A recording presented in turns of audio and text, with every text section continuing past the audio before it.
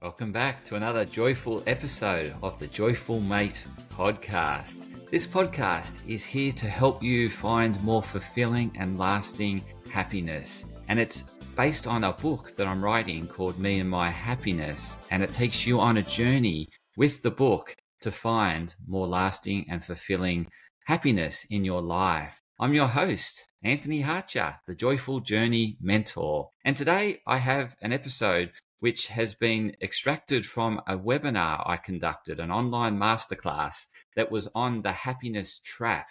And in this masterclass, I basically pulled together what I've conceptualized around happiness. And there's a lot of takeaways in this episode and a lot of discussing the philosophies of happiness. And I have a participant, Ben, who is in the discussion with me, and he's the audience. And we go on a journey together, a dynamic entanglement journey on the exploration of happiness. And there's lots of takeaways for you, the listener. And I really hope you enjoy this update of the book. And it pretty much is a compilation of everything that I've done in terms of research and understanding and conceptualization of the concept of happiness. So you'll get to explore it and go on a journey with Ben and I. So without much further ado, I'd welcome you into the discussion I'm having with Ben.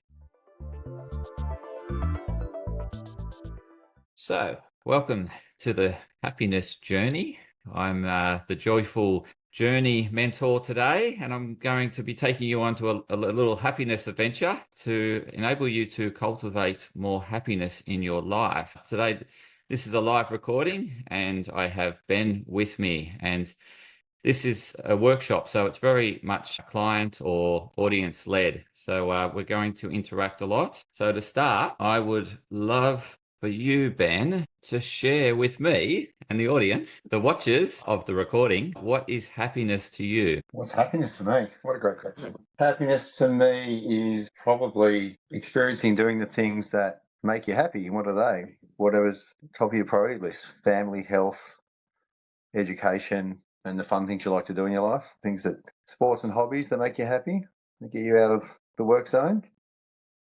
So it's the activities that are really important to you. So they're really meaningful. So it's when your priorities are tasks that are really meaningful to you and who you are, then you feel happy, satisfied, content, life's good. Yeah, I think so. I think it's when you remember to put yourself first a bit, you always become happier. Yep. So there's living by your priority, living by what's important to you. And and then that leads to more satisfaction, contentment, fulfillment is when you're living by what's most important to you. I believe so, yeah. Yep. No, fantastic. It's certainly what I've come across in my research. What the science says about happiness is, well, first of all, it's individualistic and it's subjective to the person. And when you hear like when I heard your response, you can see why, because fulfillment to you is, I guess, what fills your glass is what you said. It's when you're with family, that's really important to you. When it's doing activities that you really enjoy doing, and living, like health important to you. So when you're doing things for your health, that makes you, that fills your glass. Hanging out with your family fills your glass. And you mentioned other hobbies and activities that you enjoy doing also fills the glass. Yep. So certainly when they've it's like the study of the blue zones people, and and they've looked at longevity, and one of their things is they feel very connected, like to community. They living a meaningful life. So that's what you said, is doing the things that are meaningful to you on a regular basis, fills your glass. And ultimately, when you're, I guess, feeling fulfilled and satisfied, there's less opportunity for the body to break down because you're more emotionally stable and your body's working to its full capacity. When you know that what you're doing is connected to who you are and you're living that out. So there's that full congruence with, I guess, what you're doing, alignment to the heart. So, what you share with me is you're not just sharing logic, you're sharing what, things from the heart. And you mentioned, things that are important to you, such as your family, health, and hobbies. So yeah, so that's that alignment between head and heart. Like it's not something you thought logically, what's the definition of happiness? And that's what I'm going to get to is when you read the definition, it's very broad. It's not specific, or it's so wide and so far that and it mentions that it's individualized to the person, and then it has all these similar words, like, so happiness is associated with contentment, satisfaction. So just another reflective question is, like, just reflecting on when you have been most happy that time and what was happening around that time.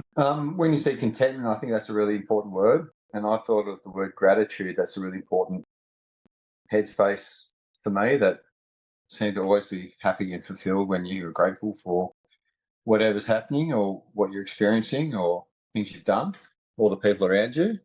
So that would be the top two for me, I think. Absolutely. Yeah, gratitude's very linked and associated with happiness and well-being, and feeling content, because you're appreciating what you have and those around you. And when you have that appreciation, there's contentment, there's fulfillment. Your cup's full. Yeah. What else do you want? Like it's Your cup analogy, you're looking at the world with the glass half full, not half empty.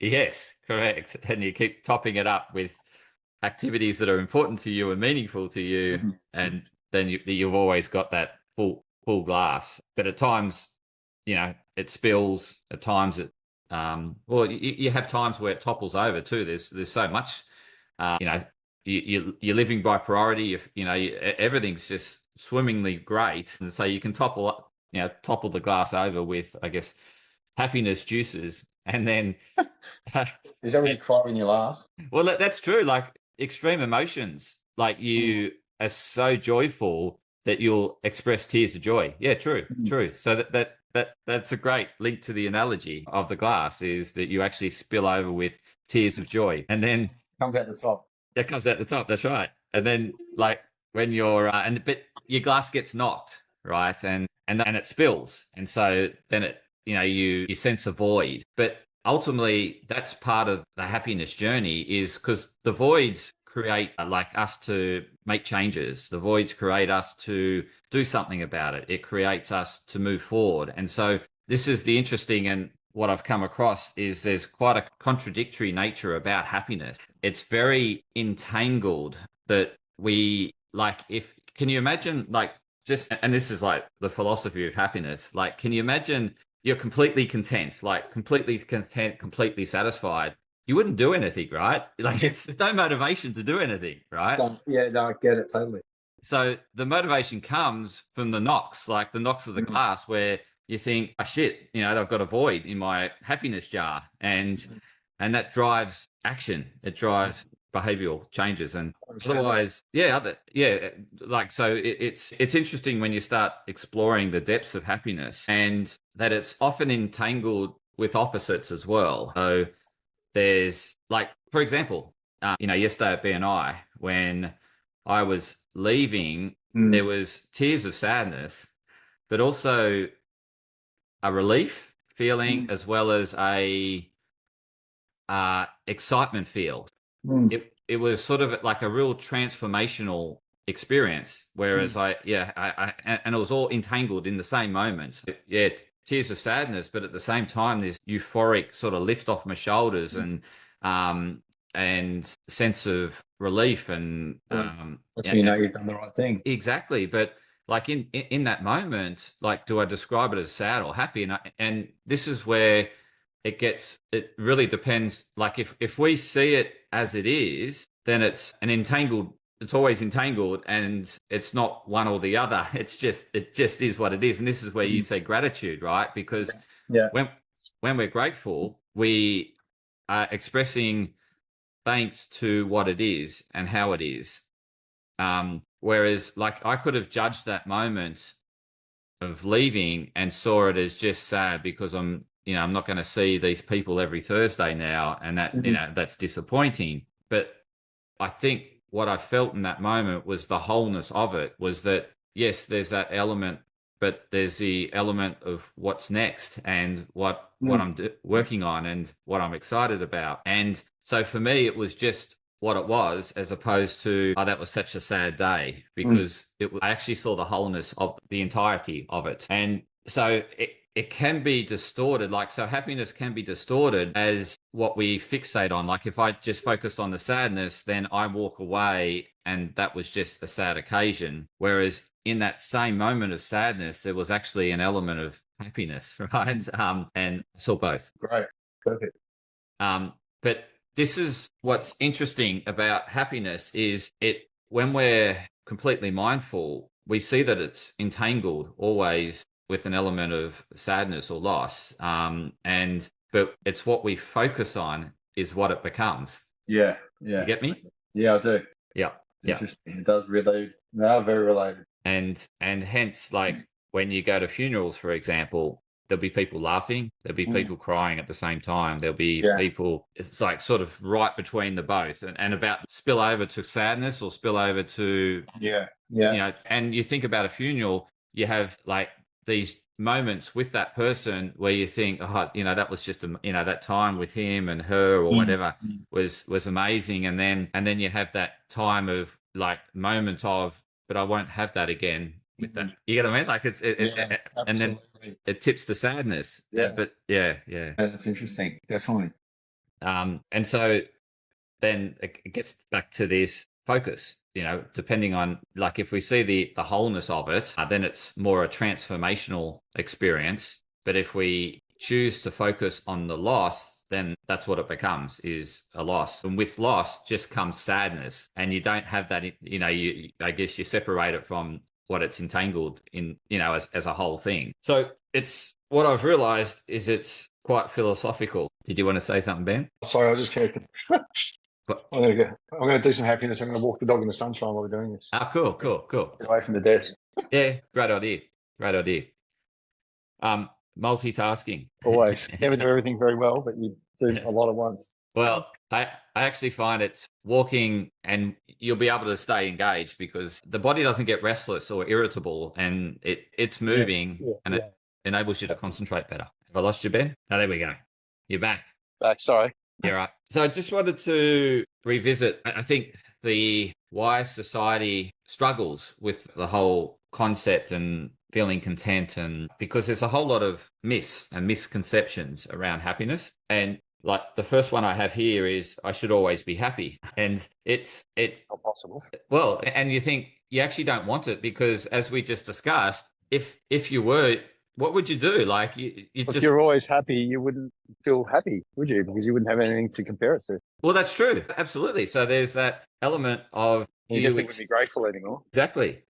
Because you have everything, and there's no motivation to do and grow, and you know, it just doesn't, like it itself is. No. Wouldn't that be boring? It's a funny analogy. Like, if you're always happy, how boring would life be? Yeah. I can't believe that. I think it's true. Yeah. Because what makes the feeling of happiness so special is because it's moment, you know, it's fleeting. It's not there. Yes. Yeah. Absolutely. Yeah. The yin and the yang of it. Right? Yes. So. No, you've got the concept really well. That there's that. I was referring to that yin and yang as the entanglement, and that's what yin and yang is. There's always yin within yang and yang within yin. And now I understand yin and yang. Yes. And then there's this. The next point here is, more money will make me happy. We all know that.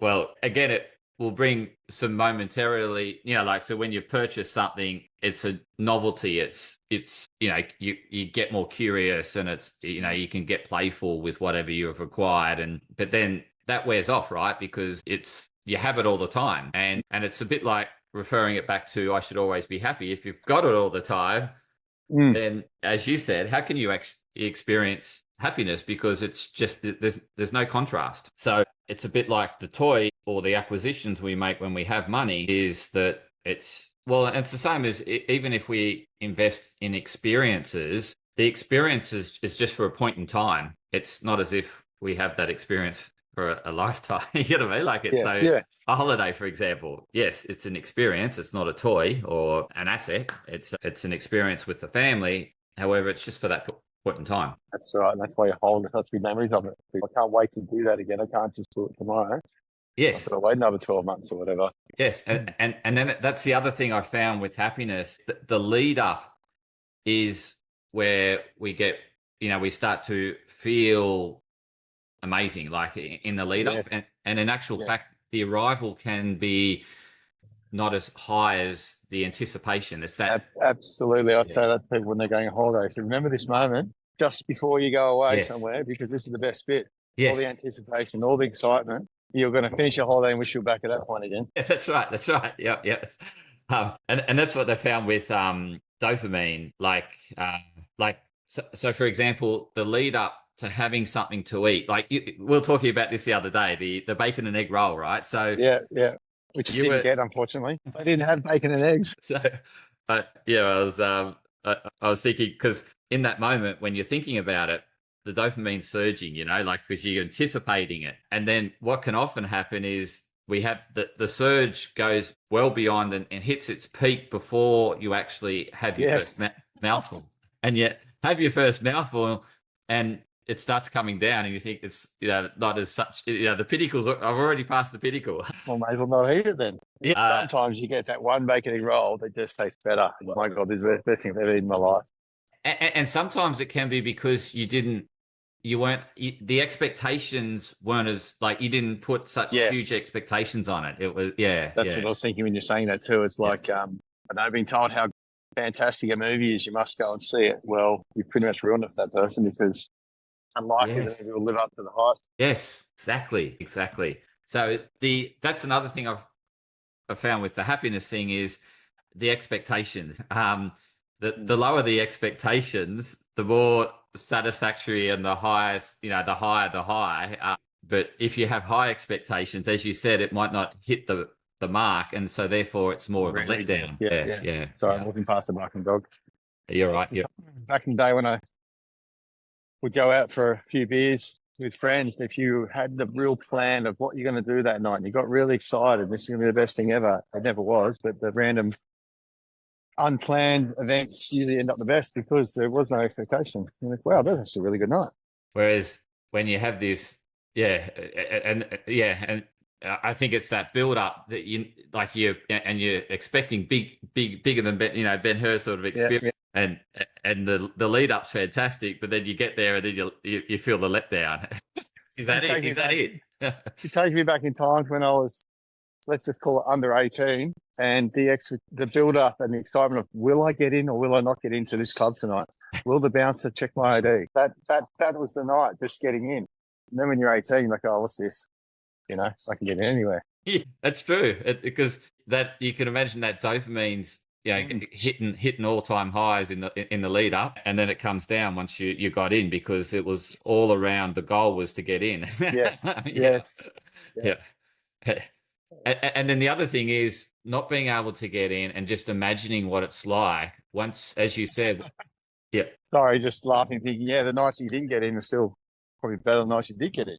And I'm just thinking, like, as an outsider, like, when you're underage and you can't get in and you can only imagine what it's like, you finally hit the age where you can get in and it's nothing like what you imagined, No. It's like, exactly. So like, it can be the same when we're about to purchase something. The lead up and about to receive it, is probably the high, and then once we unwrap it and start playing with it, it's sort of it's downhill from there. I might be able to understand why women especially like window shopping. Never understood it. Stood my head in.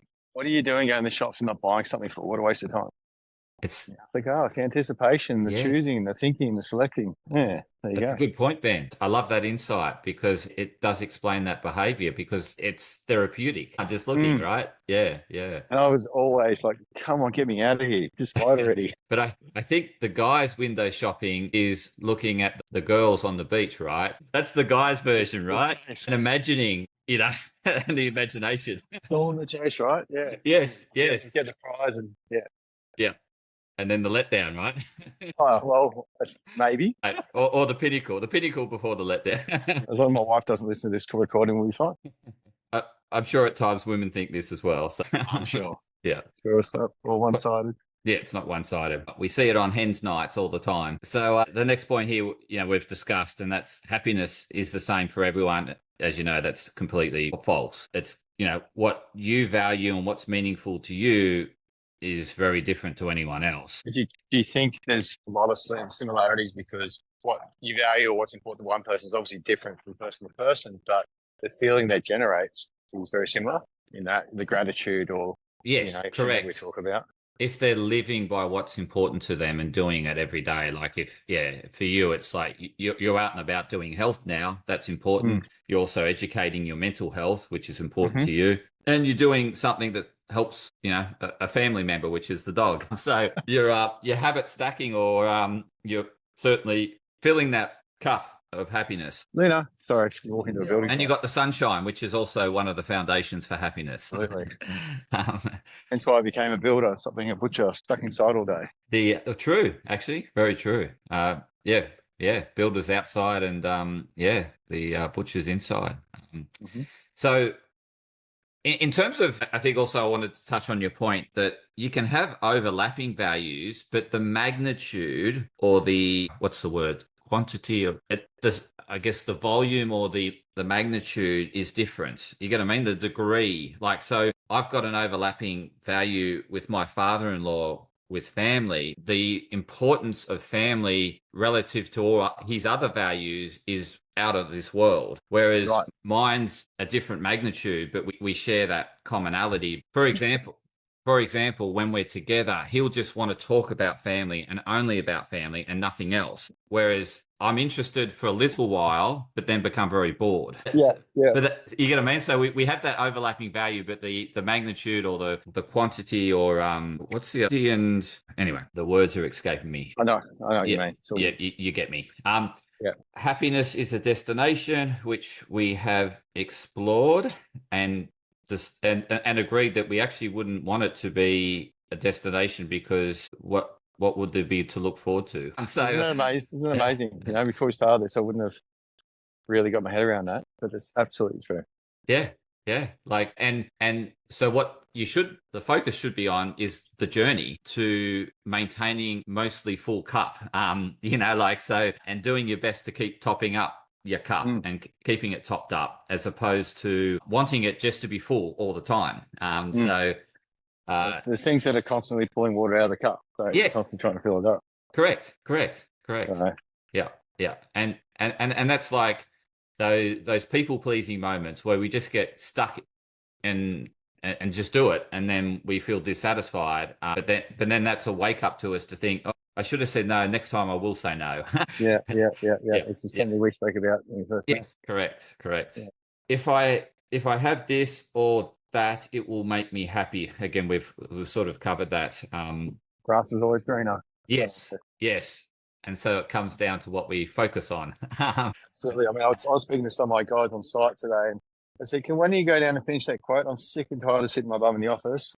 Give me the shovel, I'll start digging that hole. I'm sitting at the desk, always dreaming about picking up a broom or a shovel, but that's only because the grass is greener. I do it for a couple of hours and wish I was back on my desk. Yes. Yep. Absolutely. And it's very much, it's what we focus on and distort becomes our reality. And then we get woken up to the actuality, the not our distorted reality, the realness of what it is. Sometimes that thought can just make you content with, okay, it's actually not too bad where I am. Yes. Just takes a moment to think it through and go, yes, sounds good in theory, but I'll stay here, thanks. Yeah. And that gets back to your thing of gratitude, right? Because what you're doing is then appreciating it for as it is in that moment. And that gives you that sense of contentment and life satisfaction, and happiness comes along with that. Totally. And then the last point I've got here is major life events will bring me lasting happiness, i.e. marriage. Absolutely. 100% agree with that one, mate.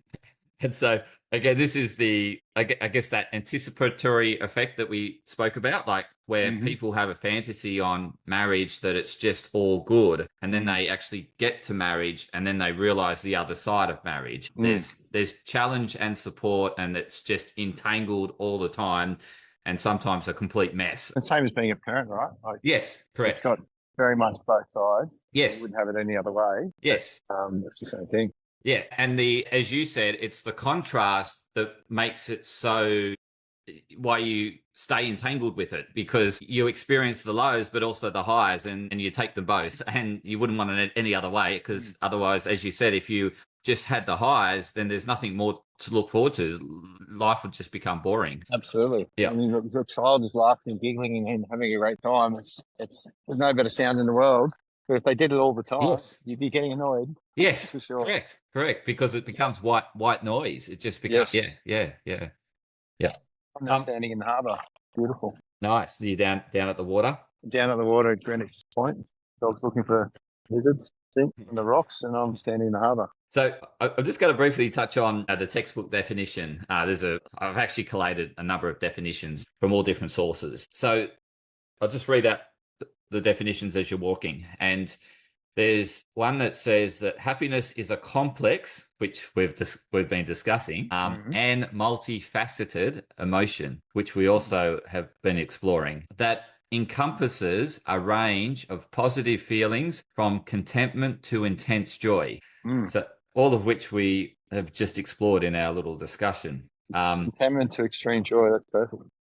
Yeah. So there's magnitudes of happiness, as you know, in life. And I think for me, it's recognized, like just being aware that there is a magnitude and that's always there, that if we have that conscious approach to it, then we experience more of it or feel more of it. But if we get fixated that it's not there and we just focus on the sadness, as you know, we just manifest more of that. We see more of that. Yes. And then it says it is often associated with positive life experiences such as achieving goals, which we spoke about, spending time with loved ones, which we spoke about, or engaging in enjoyable activities, which is very much how you defined it at the start. There you go. Yeah.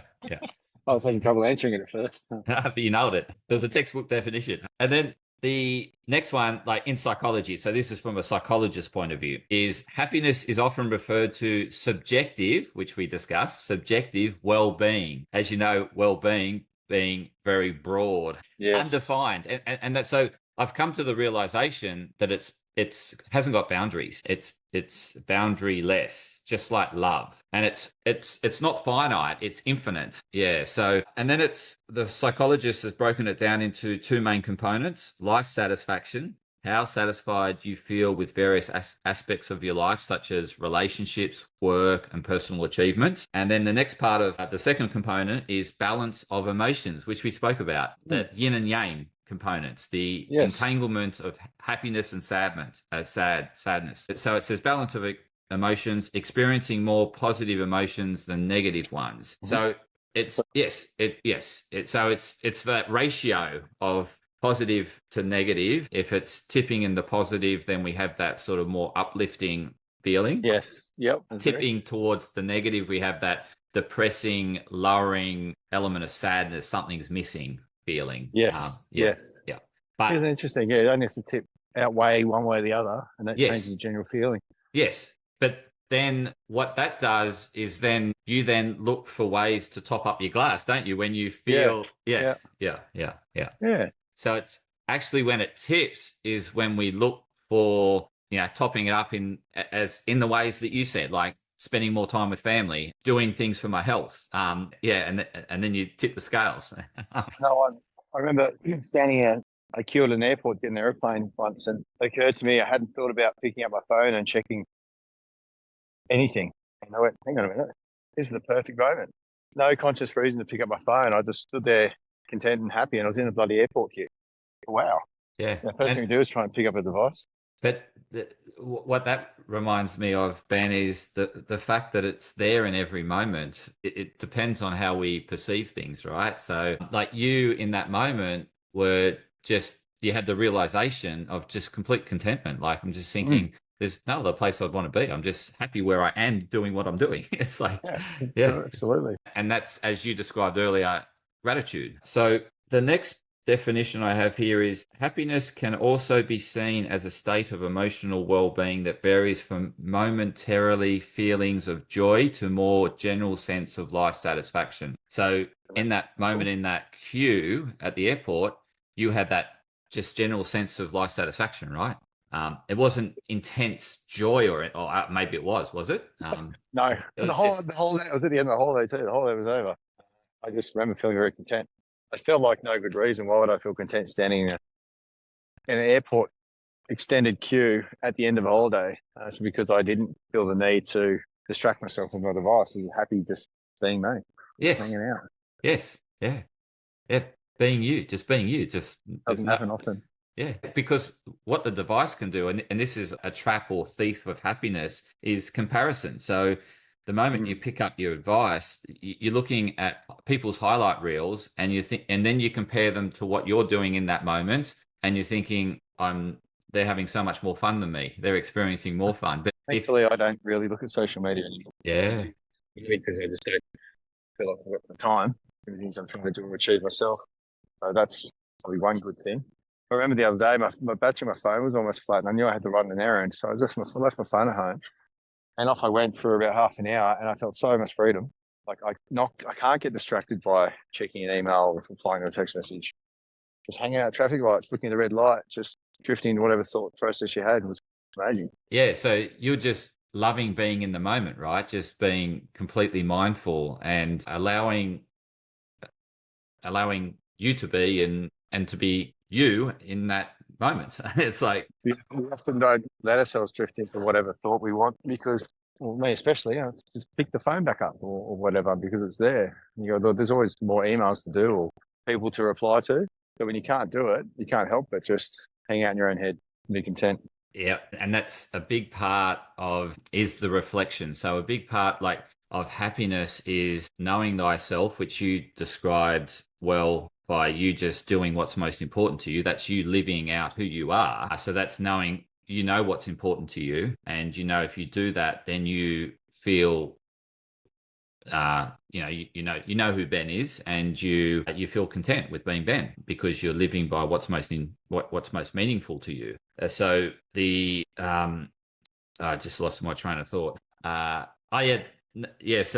knowing thyself, but to know thyself, you need to have reflective moments. You need to connect with your thoughts. You need to spend time with your thoughts. You need to connect with your body. You get what I mean? Like, and that's what you're describing is you allow that reflective time to check in with yourself and just That's exactly right. And you always end up happier than where you were when you started. As opposed to looking for distractions to escape, really, like distractions can be running away from something or trying to avoid something because the thoughts that are coming up make you uneasy. Whereas what I've found is if sitting and immersing yourself with the thoughts, you can actually work through them. Yes. Whereas I think if a thought comes up and it evokes an emotion, then people don't like that emotion and they're looking for a distraction to take their way, and so that can be a coping mechanism, but ultimately it's not life lasting. And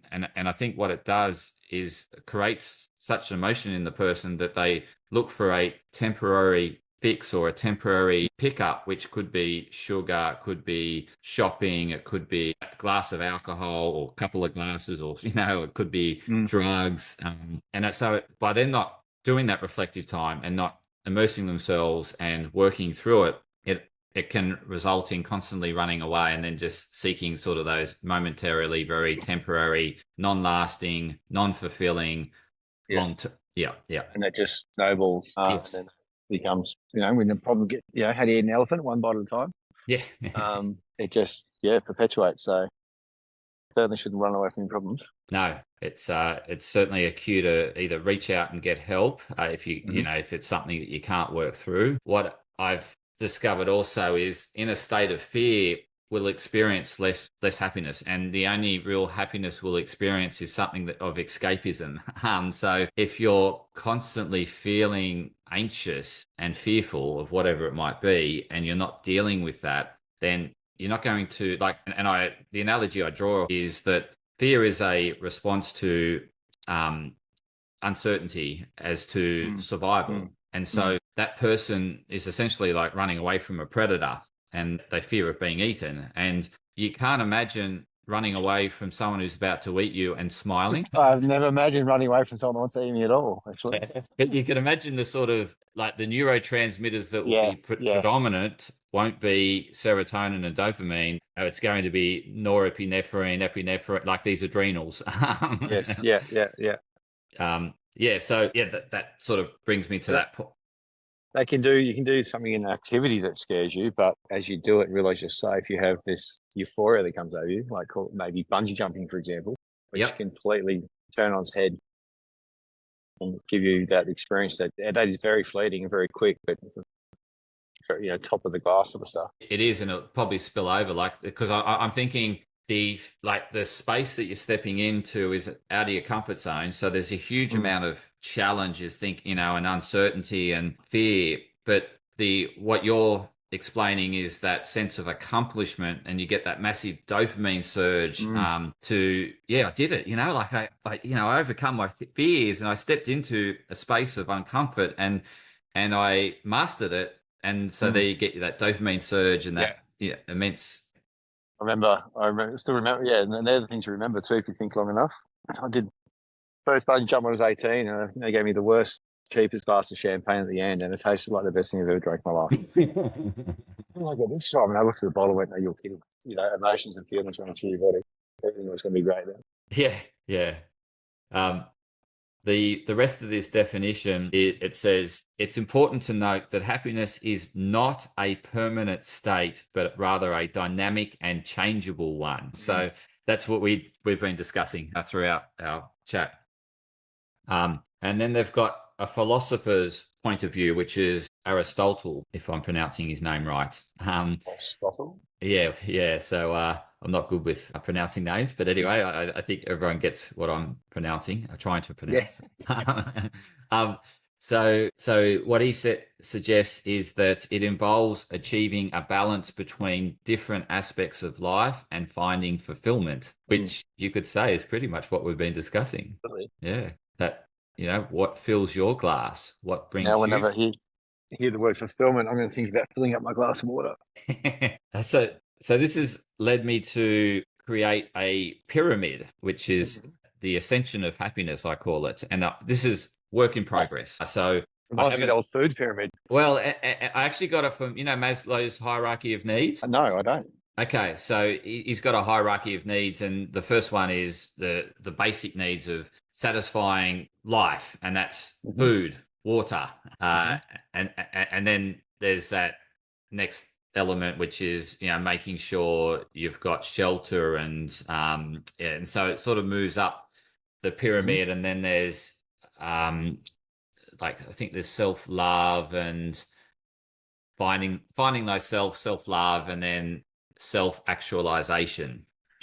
So that's Maslow's hierarchy. So he's saying you can't really even contemplate self-actualization unless you feel that you're on top of meeting your basic survival needs, such as food and water, which the foundation for happiness is very similar, because as I was saying, if you feel insecure, feel threatened, feel that you're you take it like a domestic violent sort of relationship, it's very hard to find happiness when you feel that your life's under threat, right?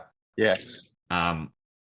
So in order to build a strong foundation, we need to feel more secure and safe and trust the people that surround us and we live with and stuff like that. And once you got that basic sense of security, then it actually enables you to realize more forms of happiness and more often. Yes, just focus on safety and survival. And if you're stuck in that survival and you can't get out of it, then the things you go to are drugs, like cocaine, just to, or you pop a psychedelic, to escape, right? Because or you drink copious amounts of alcohol to numb it, to knock yourself out. So that's how people pursue happiness when they're feeling very insecure and that and fearful. So we need to have that base solid in terms of, making sure we have that surrounding environment that makes us feel safe, secure,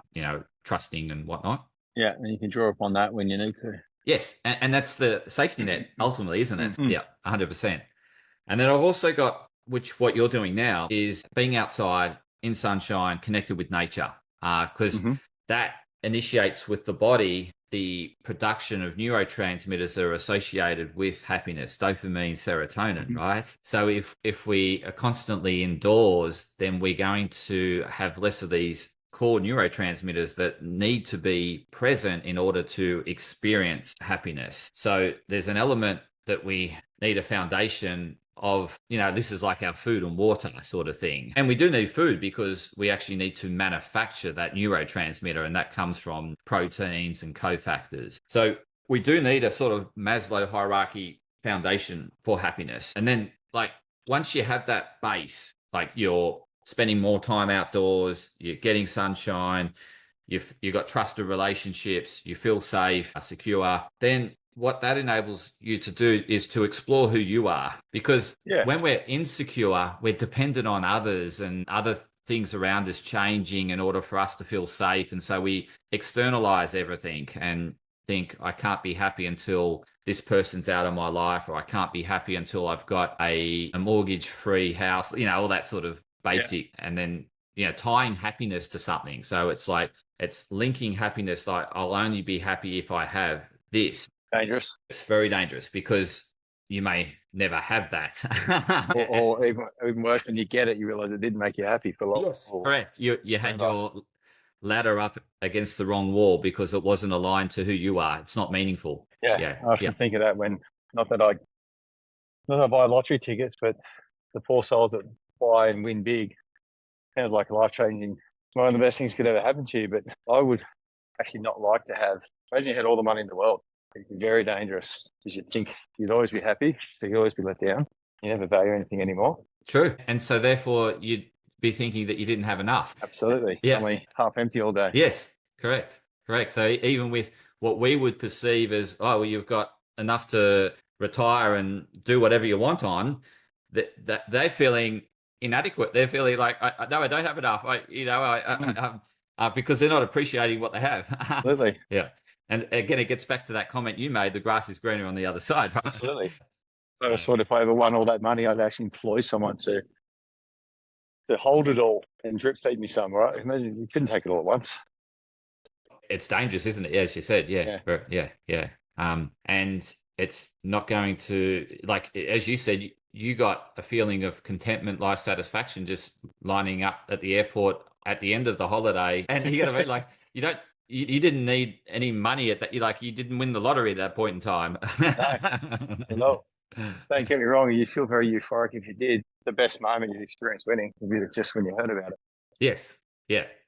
And then it's downhill from there. Yep. Agree. Because you still have problems. And I think with money, you've got more problems because people then, you don't know whether they want to be your friend because they like you and they want to just hang out with you, or they actually just like you because they're hoping that you will shout them things and give them money. And you got to mean you sort of start. Think also very, even maybe worse, is that how that would change you as a person, your expectations of others. Yes. Or what things should be done. I've got the money now. I think that'd be sad. Yeah, and just taking your point to the next level is that whenever you went out with that person, the expectation around the table would be that person would shout because they've got the money. And then they always feel like they're shouting and then they feel dissatisfied. It's not a two-way exchange. Yeah. But then people, are thinking you're Scroogey, and they start judging the person if they didn't shout. And it's you definitely wouldn't tell anyone. No. $1 million, but I'll keep it to myself. And so once you know yourself and know what's important to you and meaningful to you, it allows you to transcend to the next level, and that's live a life by priority, which you mentioned. You feel most fulfilled, satisfied, most grateful when you're doing the things that are really meaningful meaningful to you on a regular basis. And so this enables you to experience more happiness when you're doing things that are meaningful to you, and you start to appreciate life more because you can see the meaning of life. And then that takes you to another level, which you start to love yourself for who you are and everything about you, because you're doing more of the things that are aligned to who you are. You feel better about that, and you start to appreciate even the stuff that you once didn't like about yourself. You start to see it as part of who you are. And by then you should have the realization that it's not that bad after all, what you didn't like about yourself. There's actually an upside to it. And then you start to become ultimately the authentic being and feel at one with self. And then that enables you to then have a better connection with others and the universe. And so then that leads to the next level, which is where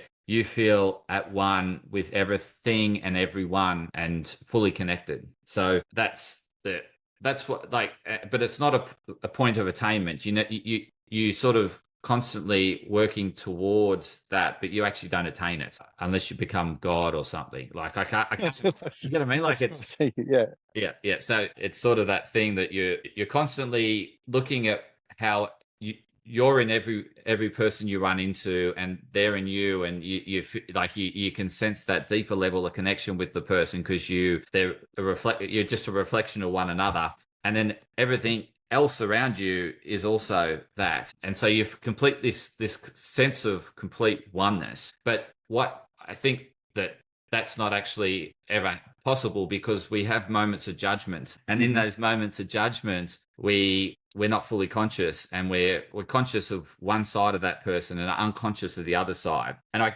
just recently gave an example of this to better explain it. So like with Trump, right? Donald Trump, it's a real recent example. So the media paint one picture of Donald Trump, and they exaggerate that, and that really gets people wound up, right? But what they've never done, and it actually came out a bit more in the last campaign, was the other side of Donald Trump, because Donald Trump's not a one-sided human being, right?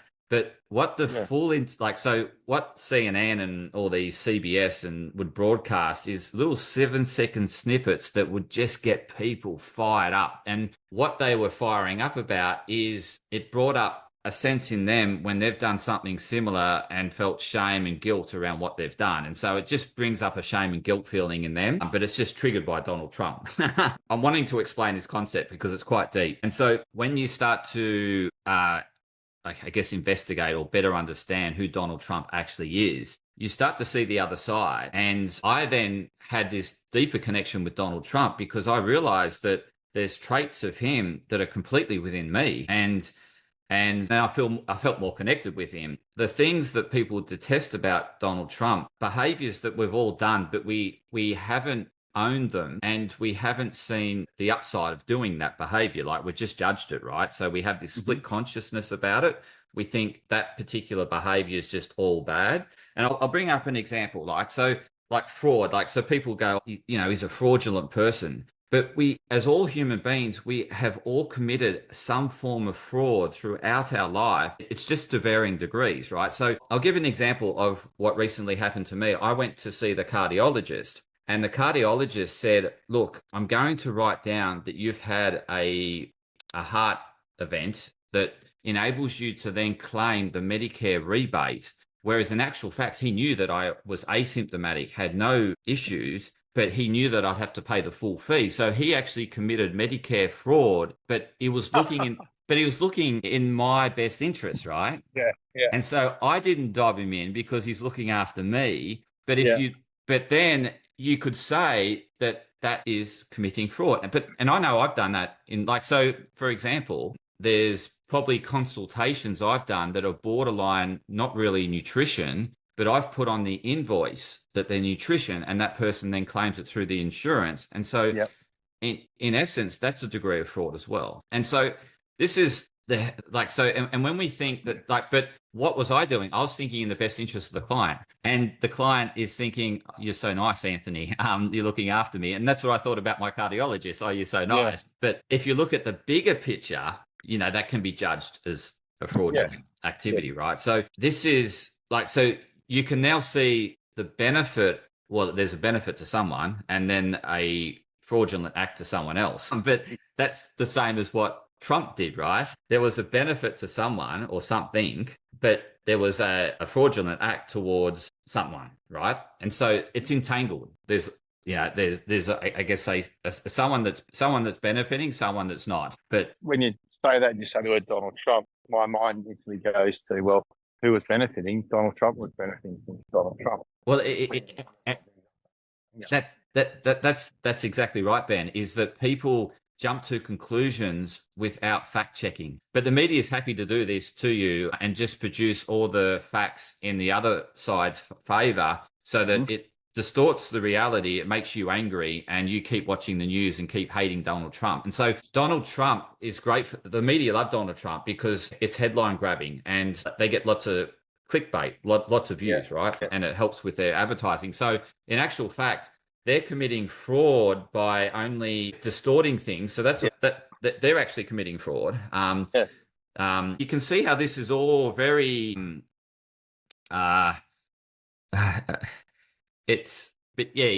it all comes down to judgment, right? Ultimately, if we only choose to look at one side of someone, we will label them as that.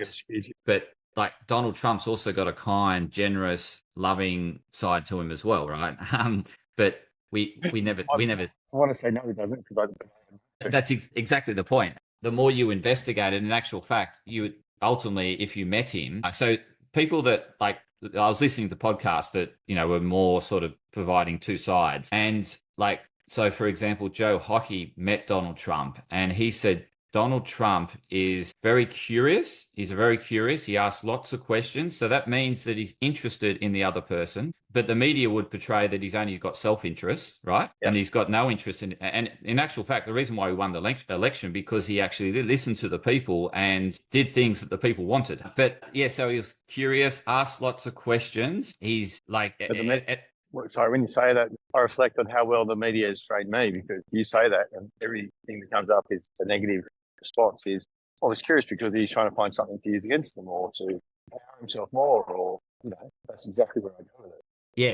Yes. And the media always takes it that way, right? They're looking at how do we distort this to just be negative, as opposed to looking at the complete balance of who he is and what he does. And so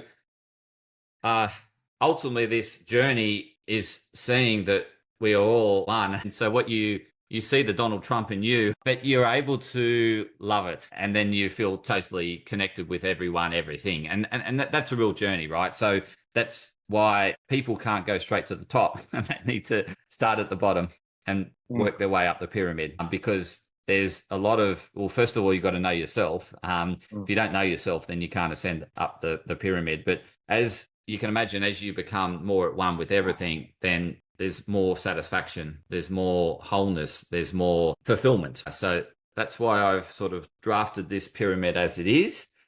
And I think you can see where it's sort of heading and that if you were at the top of the pyramid, how much more full your glass would be. Your bucket. Yeah. Very cool. So I'm just going to probably just leave you with this. Is what I've started to do is categorize, and this is not complete. This is just there's so much more to both these lists, right? So what I've done is looked at the things that actually accentuate happiness or fill your cup, so to speak.